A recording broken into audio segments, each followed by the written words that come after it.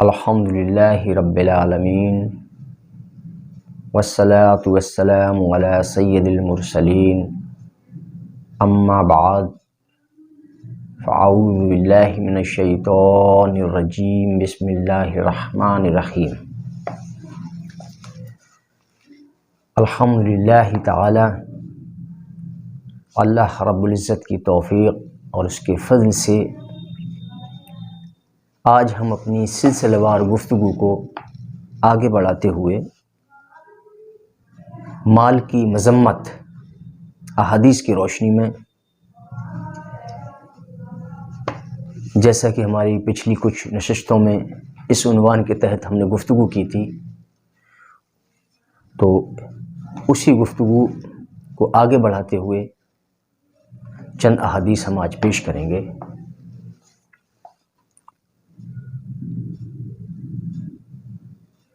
روز قیامت مالدار لوگ درجات میں پست ہوں گے۔ روز قیامت مالدار لوگ درجات میں پست ہوں گے۔ حضرت ابو ذر رضی اللہ تعالیٰ عنہ سے روایت ہے کہ رسول اکرم صلی اللہ تعالیٰ علیہ وآلہ وسلم نے فرمایا، جو لوگ بہت مالدار ہیں قیامت کے دن انہی لوگوں کے درجے پست ہوں گے، یعنی کہ کم ہوں گے، نیچے ہوں گے، مگر جسے اللہ تعالیٰ مال عطا فرمائے اور وہ اپنا مال راہ خدا میں اس طرف اور اس طرف لٹائے اور اپنے مال سے نیکیاں کمائے اور وہ حلال طریقے سے مال کمائے، تو سوائے ان کے اور بقیہ جتنے مالدار لوگ ان کے، وہ روز قیامت اپنے درجات میں پست ہوں گے، نیچے ہوں گے، اونچے نہیں، کیونکہ اللہ رب العزت کے نزدیک اس کی بارگاہ میں اس کا درجہ بلند کیا جاتا ہے جو اپنے اعمال میں بہتر ہوتا ہے، جو اپنے اعمال سے غنی ہوتا ہے، جس کے پاس نیک اعمال کی کثرت ہوتی ہے، جو اپنی زندگی کو اللہ اس کے رسول کی اطاعت میں صرف کرتا ہے، جو حلال طریقے سے مال کماتا ہے اور مال کو راہ خدا میں خرچ کرتا ہے، مال کے حقوق ادا کرتا ہے، تو بارگاہ خدا بندی میں اس کے درجات کو بلند کیا جاتا ہے۔ تو مال سے کسی کا درجہ بلند نہیں ہوتا، خواہ وہ دنیا کے نزدیک اس کا درجہ کیسا بھی رہا ہو، عہدے میں وہ کیسا بھی رہا ہو، لوگوں کے نزدیک وہ کیسا بھی رہا ہو، لیکن اللہ کی بارگاہ میں اس کا درجہ پست ہوگا مالدار کا، اگر اس نے اپنے مال کے حقوق ادا نہیں کیے اور اپنے مال کو راہ خدا میں خرچ نہیں کیا اور مال سے نیکیاں نہیں کمائیں، تو ایسے مالدار لوگوں کے قیامت کے دن درجات پست ہوں گے۔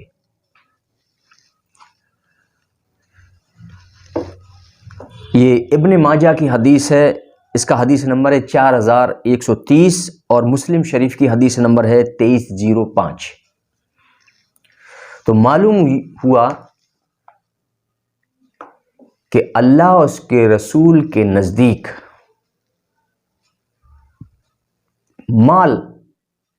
تمہارے مال کی کوئی اہمیت نہیں،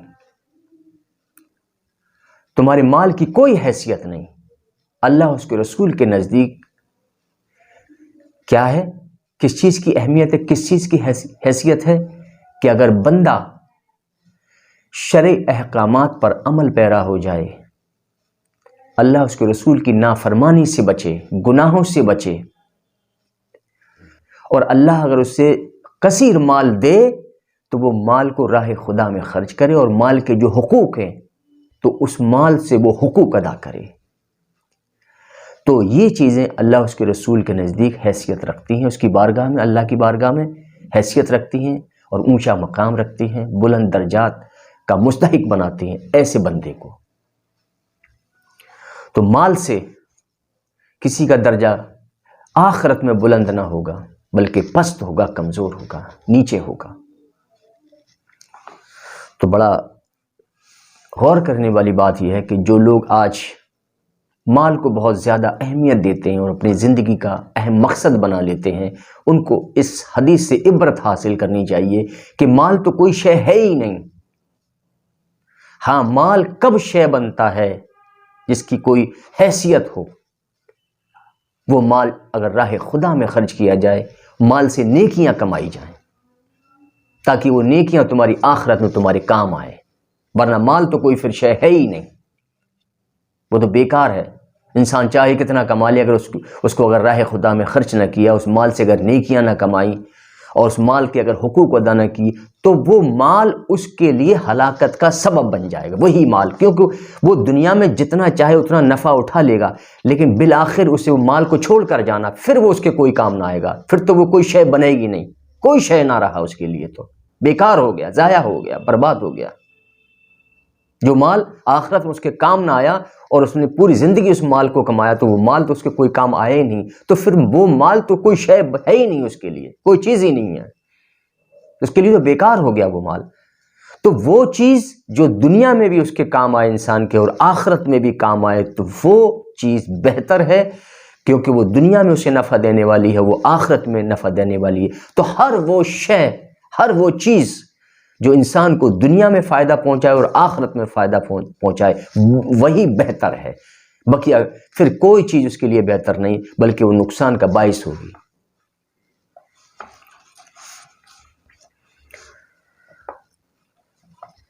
حضرت سہل بن سعد رضی اللہ تعالیٰ عنہ سے روایت ہے کہ ایک شخص نبی اکرم صلی اللہ تعالیٰ علیہ وآلہ وسلم کے پاس سے گزرا۔ ایک شخص حضور نبی اکرم صلی اللہ تعالیٰ علیہ وآلہ وسلم کے پاس سے گزرا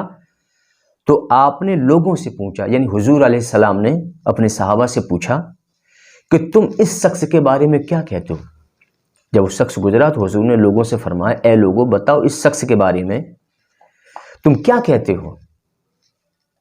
کیا خیال ہے تمہارے اس شخص کے بارے میں جو بھی گزر رہا ہے، یہ گزر کے جا رہا ہے، کیا خیال ہے تمہارا؟ تو کیا کہتے ہو؟ تو انہوں نے کہا، یہ شخص شریف ترین آدمی ہے، یہ شخص شریف ترین آدمی ہے، اور یہ اس قابل ہے کہ اگر کسی سے رشتہ مانگے تو اس کو رشتہ مل جائے، اور اگر یہ کسی کے لیے سفارش کرے تو اس کی سفارش قبول کی جائے، اور یہ اگر کوئی بات کہے تو اس کی بات مانی جائے۔ حضور صلی اللہ تعالیٰ علیہ وآلہ وسلم خاموش ہو گئے۔ پھر دوسرا آدمی گزرا، یہ پہلا شخص تھا، پھر ایک دوسرا آدمی کا وہاں سے گزر ہوا، تو پھر ایک دوسرا آدمی گزرا، تو پھر حضور صلی اللہ تعالیٰ علیہ وآلہ وسلم نے فرمایا کہ تم لوگ اس دوسرے آدمی کے بارے میں کیا کہتے ہو؟ تو وہ بولے، یا رسول اللہ، یہ فقراء مسلمانوں میں سے ہے، یہ فقراء، یہ فقیر جو گزر رہا ہے یہ تو فقراء مسلمانوں میں سے ہے، یعنی یہ بھی فقیر ہے، اور یہ اس قابل ہے کہ یہ اگر کسی سے رشتہ مانگے تو کوئی اسے رشتہ نہ دے۔ یہ جو فقیر ہے نا، اس لیے اگر اس سے کوئی رشتہ مانگے گا تو اس سے کوئی رشتہ ہی نہیں دے گا، اور اگر یہ کسی کے لیے سفارش کرے تو اس کی سفارش بھی کوئی قبول نہ کرے گا، کیونکہ یہ فقیر ہے، اس کے پاس تو کچھ ہے ہی نہیں معلومتا، اور اگر یہ کچھ بھی کہے تو اس کی بات کو کوئی نہیں سنے گا، کیونکہ وہ لوگوں کی نظر میں وہ فقیر ہے نا، اس کے پاس تو کچھ ہے ہی نہیں۔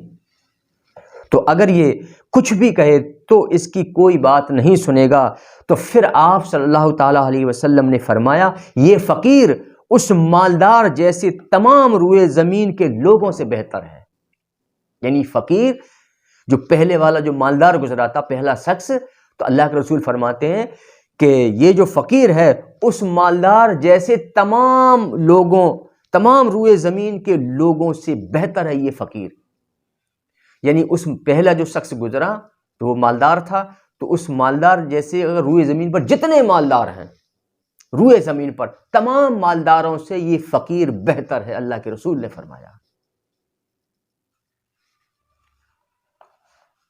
یہ شعب الایمان کی حدیث ہے، اس کا حدیث نمبر 10,481 ہے، اور بخاری کی حدیث نمبر ہے 6,447 اور 5,091، اور حاکم کی حدیث 7929 اور ابن ماجہ حدیث نمبر 4120۔ یعنی یہ واضح ہو گیا کہ اگر انسان غریب ہے، مسکین ہے، فقیر ہے، لیکن وہ اطاعت گزار بندہ ہے، اللہ اور رسول کی اطاعت کرتا ہے، نیک عمل کرتا ہے، تو وہ فقیر روئے زمین کے تمام مالدار لوگوں سے بہتر ہے، اور قیامت کے دن ایسے فقراء کا مقام اور مرتبہ اور درجہ بلند ہوگا، ایسے فقراء کا، مالدار کا نہیں۔ لوگ یہ سمجھتے ہیں کہ ہم دنیا میں بہت مال والے تھے، لیکن نہیں، وہ صرف دنیا کے لیے تھے، آخرت کے لیے نہیں۔ وہ دنیا میں اپنی چاہیں جیسی شان و شوکت بڑھائیں اور لوگوں کو دکھائیں، تکبر کریں، فخر کریں، کچھ بھی کریں، لیکن وہ مال ان کے کسی کام نہ آئے گا۔ اگر وہ مال راہ خدا میں خرچ نہ کیا اور مال کے حقوق ادا نہ کیے تو وہ مال اس کے لیے ہلاکت کا سبب بنے گا۔ وہ مال اس کے کوئی کام نہیں آئے گا، وہ مال اس کے درجے کو بلند نہیں کر سکتا قیامت کے دن اللہ کی بارگاہ میں۔ وہ مال تو بیکار ہے، کسی کام کا نہیں۔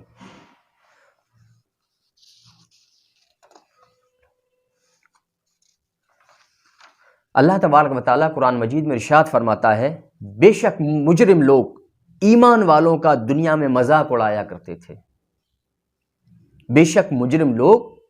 ایمان والوں کا دنیا میں مذاق اڑایا کرتے تھے، اور جب ان کے پاس سے گزرتے تو آپس میں آنکھوں سے اشارہ بازی کرتے، اور جب وہ اپنے گھر والوں کی طرف لوٹتے تو مومنوں کی تنگ دستی اور اپنی خوشحالی کا موازنہ کرتے اور دل لگی کرتے ہوئے پلٹتے تھے، اور جب یہ مغرور لوگ ان کمزور حال مومنوں کو دیکھتے تو کہتے یقیناً یہ لوگ راہ سے بھٹک گئے ہیں۔ یعنی کہ جو مجرم لوگ تھے، یہ قرآن مجید میں آیت ہے، یہ سورہ مطففین کی آیت ہے، اس کا آیت نمبر 29 سے 32۔ تو اس میں اشارتاً ان لوگوں کی طرف جو ہے اشارہ کیا گیا ہے کہ جو مجرم لوگ تھے، کفار تھے، مشرکین تھے، تو وہ عیش و عشرت کی زندگی جی رہے تھے، تو جب وہ ایمان والے یعنی مومنوں کا حال دیکھتے تھے، بیچارے خستہ حال ہیں، پریشان حال ہیں، مال کی تنگی میں مبتلا ہیں وہ،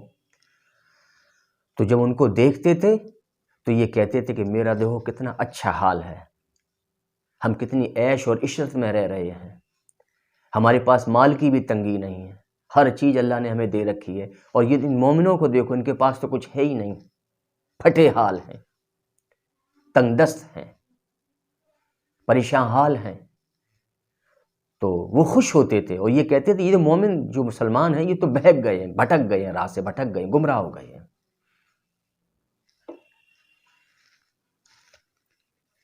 تو لیکن حقیقتاً گمراہ وہ تھے جنہوں نے کفر کیا اور اللہ اس کے رسول کی نافرمانیاں کی، تو حقیقتاً بھٹکے ہوئے وہ لوگ ہیں، اور آج بھی بھٹکے ہوئے اور گمراہ لوگ وہ ہیں جو اللہ اور رسول کی نافرمان ہیں، جو اللہ اور رسول کے نافرمان ہیں اور دنیا پرست لوگ ہیں، اور جنہوں نے دنیا کو اپنا معبود بنا لیا ہے اور جس صرف دنیا کے ہو کر رہ گئے، جنہوں نے اپنی زندگی کا اہم مقصد صرف دنیا کو بنا لیا، اللہ کو بھی بھول گئے، رسول کو بھی بھول گئے اور اپنی آخرت کو بھی بھول گئے، وہ آج بھٹکے ہوئے اصل میں وہ ہیں، وہ مسلمان نہیں جو اطاعت گزار بندے ہیں، وہ نہیں۔ اور اکثر یہ دیکھا جاتا ہے کہ جو شخص عیش و عشرت میں جب مبتلا ہو جائے اور اس کے پاس مال و دولت بہت زیادہ ہو جائے تو وہ غریب لوگوں کو حقارت کی نظر سے دیکھتا ہے اور یہ کہتا ہے کہ دیکھو ان کے پاس کچھ ہے بھی، یہ گمراہ لوگ ہیں۔ ایسے آج بھی لوگ موجود ہیں جو یہ کہتے ہیں یہ گمراہ لوگ ہیں، راہ سے بھٹک گئے ہیں، ہم جو کر رہے ہیں وہی صحیح ہے، یہ تو اللہ کی اتنی عبادت کرتے ہیں، نیک عمل بھی کرتے ہیں، پھر بھی دیکھو ہے نا پریشان، اور ہم دیکھو بڑے آرام سے رہ رہے ہیں، اللہ کی نافرمانیاں بھی کر رہے ہیں، گناہ بھی کرتے ہیں ہم، اور پھر بھی دیکھو ہم کتنی عیش و عشرت میں زندگی گزار رہے ہیں۔ تو حقیقتاً میں ان کے لیے صرف دنیا کی عیش و عشرت اور زیب و زینت ان کے لیے رکھی گئی ہے، ان مسلمان بندوں کے لیے نہیں۔ ان کے لیے تو اللہ تعالیٰ نے آخرت کی زندگی کو رکھا ہے، ان کے لیے بہتر بنایا آخرت کی زندگی، کہ جب وہ مریں گے اور ان کی موت آنے کے بعد ان کی اصل جب زندگی شروع ہوگی تب ان کو عیش و عشرت میں رکھا جائے گا، تب ان کو آرام اور سکون اور اطمینان حاصل تب ہوگا ان کے مرنے کے بعد، اور تب ان کی زندگی آخرت کی زندگی جو ہوگی وہ بہتر ہو جائے گی، بہت عمدہ ہو جائے گی، بہت اعلیٰ ہو جائے گی، اور تب وہ عیش و عشرت میں اپنی زندگی گزاریں گے بعد مرنے کے۔ اور جن کو دنیا بھی عیش و عشرت دے دی گئی، دنیا میں کثیر جن کو نعمتیں دے دی گئیں، تو اصل زندگی ان کی بہتر نہیں اگر وہ اللہ کے نافرمان ہیں اور اللہ رسول کی نافرمانی کرتے ہیں اور اللہ رسول کی اطاعت نہیں کرتے اور نیک عمل نہیں کرتے، اور اپنے تکبر کے سبب وہ گناہوں میں مبتلا ہیں اور کثیر گناہوں کے مرتکب ہو چکے ہیں، وہ لوگ نہیں۔ ان کی زندگی تو صرف دنیا کے لیے اللہ تعالیٰ نے بہتر کر رکھی ہے، لیکن آخرت میں ان کا کوئی حصہ نہ ہوگا۔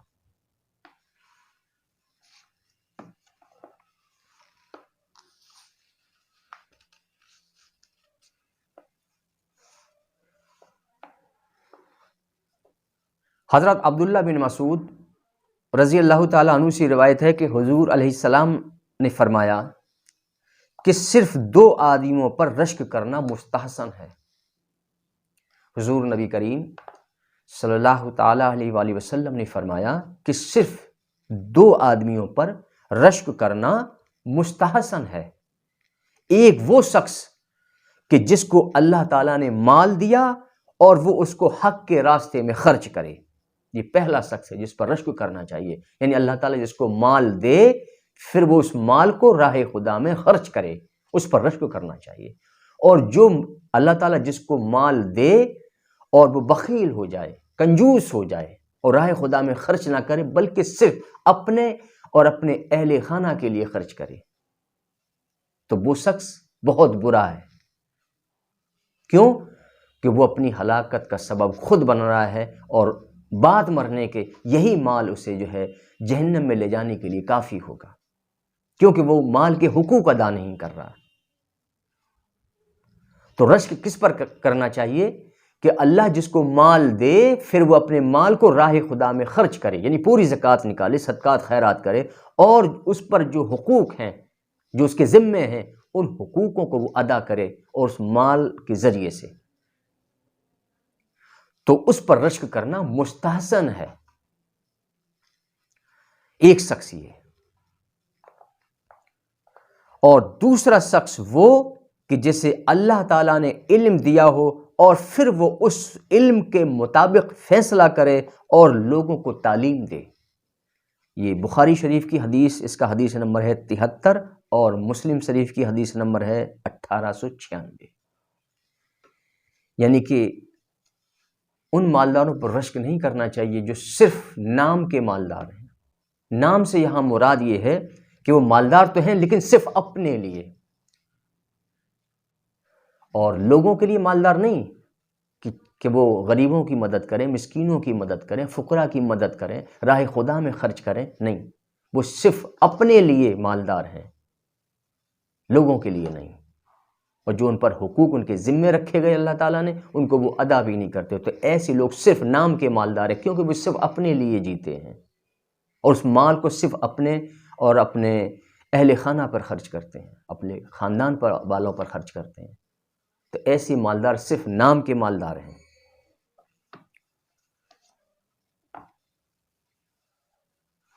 حضرت عبداللہ بن مسعود رضی اللہ تعالیٰ عنہ سے روایت ہے کہ حضور صلی اللہ تعالیٰ علیہ وآلہ وسلم نے فرمایا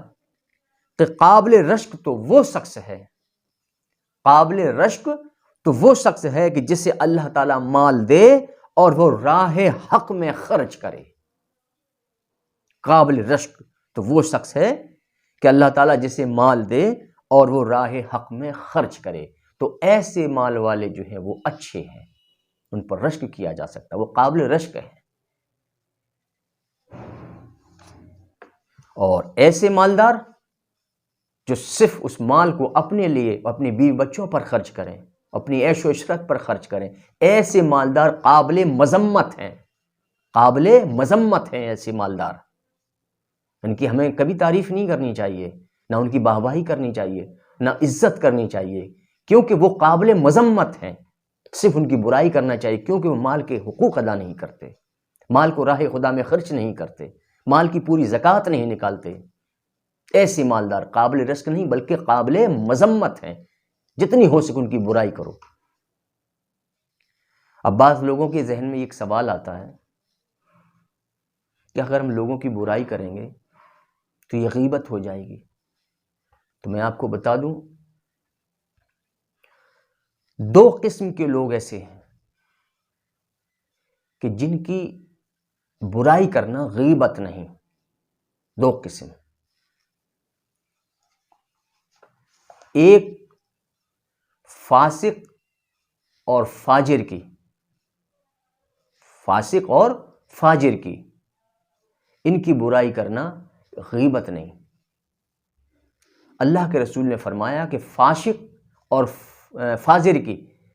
برائی کرنا غیبت نہیں، فاسق اور فاجر کی برائی کرنا غیبت نہیں، کیونکہ جو اعلانیہ گناہ کرتا ہو اور وہ شخص جس میں وہ ایسے عیب پائے جاتے ہوں کہ جس کی صحبت سے دوسرے لوگ بھی متاثر ہوں گے، وہ اثرات اس کے اندر آ جائیں گے، وہ اثرات اس کے اندر بھی آ جائیں گے، تو ایسے لوگوں کی صحبت، مثلا ایک مثال دے دوں چھوٹی سی، کہ کوئی انسان شراب پیتا ہے، جوا کھیلتا ہے یا زنا کاری کرتا ہے، تو ایسے شخص کی صحبت سے دوسرے لوگ بھی ظاہر اس سے متاثر ہوں گے اگر وہ اس کی صحبت میں رہیں گے۔ تو اللہ کے رسول نے فرمایا کہ ایسے لوگوں کی جو اعلانیہ گناہ کرتے ہیں، فاسق ہیں، فاجر ہیں، تو ایسے لوگوں کی برائی ان کے عیب کے ساتھ کرو۔ اللہ کے رسول کا فرمان، حدیث ہے، تو حدیث پاک میں ہے کہ اللہ کے رسول فرماتے ہیں کہ ایسے لوگوں کی برائی ان کے عیب کے ساتھ کرو تاکہ لوگ اس سے بچیں۔ یہ غیبت نہیں، یہ حدیث ہے۔ تو وہ شخص جس کے اندر ایسے برائیاں، ایسے عیب پائے جاتے ہیں کہ جس سے دوسرے لوگ متاثر ہو سکتے ہوں، ان سے دوسرے لوگ بھی ان برائی میں مبتلا ہو سکتے ہوں۔ تو ایک شخص کسی برائی میں مبتلا تھا، دوسرا بھی اس میں اگر اس کے ساتھ رہے گا تو وہ بھی اس میں ملوث ہو جائے گا۔ تو ایسے شخص کے لیے بھی اللہ کے رسول نے فرمایا کہ اس کی برائی اس کے عیب کے ساتھ کرو، فاسق اور فاجر کی برائی اس کے عیب کے ساتھ کرو تاکہ لوگ اس سے بچیں۔ مثلا کوئی بے ایمان ہے، بے ایمانی کرتا ہے، تو تمہارے پاس آیا، بھیا ہمیں فلاں بہت سخت ضرورت ہے، مجھے جو ہے اتنا روپیہ آپ دے دیں، معلوم ہے کہ یہ بے ایمان اگر اور نہیں معلوم ہوگا تو اس کا روپیہ وہ ہضم کر جائے گا، واپس نہیں کرے گا۔ تو ایسے لوگوں کی برائی ان کے عیب کے ساتھ کرو، اور یہ غیبت نہیں، اللہ کے رسول کا فرمان ہے یہ۔ تو ایسے مالدار جو راہ خدا میں خرچ نہیں کرتے، پوری زکوٰۃ نہیں نکالتے، صدقات خیرات نہیں کرتے، تو ایسے مالدار قابل مذمت ہیں۔ اور ایسی لوگوں کی صحبت اگر ہم اختیار کریں گے تو ان کے اثرات میرے اندر بھی آئیں گے، جس میں وہ آج ملوث ہیں کل ہم بھی اس میں ملوث ہو جائیں گے، اسی میں ہم بھی مبتلا ہو جائیں گے۔ اس لیے اللہ کے رسول نے فرمایا کہ وہ قابل مذمت ہیں، قابل رشک نہیں، بلکہ قابل رشک وہ ہے کہ جس کو اللہ تعالیٰ مال دے پھر وہ اس مال کو راہ خدا میں خرچ کرے، تو ایسے لوگ قابل رشک ہیں۔ یہ بخاری کی حدیث ہے، اس کا حدیث نمبر ہے 1409۔ حضرت سعد بن ابی وقاص رضی اللہ تعالیٰ عنہ سے روایت ہے کہ حضور نبی کریم صلی اللہ تعالیٰ علیہ وآلہ وسلم نے فرمایا کہ جو تم خرچ کرتے ہو کہ جس سے تمہارا مقصد رضائے الہی ہو تو تمہیں اس پر اجر دیا جائے گا۔ یعنی کہ انسان جو بھی راہ خدا میں خرچ کرے اور اس کی نیت یہ ہو کہ اللہ تعالیٰ ہمیں اس کا اجر دے اور ہم نیک نیت سے کر رہے ہیں، اس میں دکھاوا نہیں ہے، اور اس مال کی جو خرچ کرنے میں اخلاص ہو، اس کی نیت میں اخلاص ہو، یعنی دکھاوا نہ ہو، اور اس کا مقصد کیا ہو، اس کی نیت کہ اے اللہ میں جو تیری راہ میں جو مال خرچ کر رہا ہوں اس سے میرا مقصد ہے کہ اللہ تعالیٰ تو راضی ہو جائے، اللہ کی رضا حاصل کرنے کے لیے، اللہ کی خوشنودی حاصل کرنے کے لیے انسان اگر راہ خدا میں مال خرچ کرتا ہے تو اللہ تعالیٰ فرماتا ہے میں اس کو اجر و ثواب اس کا ضرور دوں گا۔ اللہ کے رسول کا فرمان ہے یہ۔ تو حضور علیہ السلام نے فرمایا کہ جو تم خرچ کرتے ہو کہ جس سے تمہارا مقصد رضائے الہی ہو تو تمہیں اس پر اجر دیا جائے گا، حتیٰ کہ تم اپنی بیوی کے منہ میں جو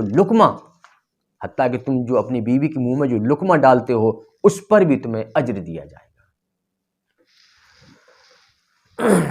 یہ بخاری کی حدیث، اس کا حدیث نمبر ہے 56، اور سنن کبریٰ بہقی کی حدیث اس کا نمبر ہے 6555۔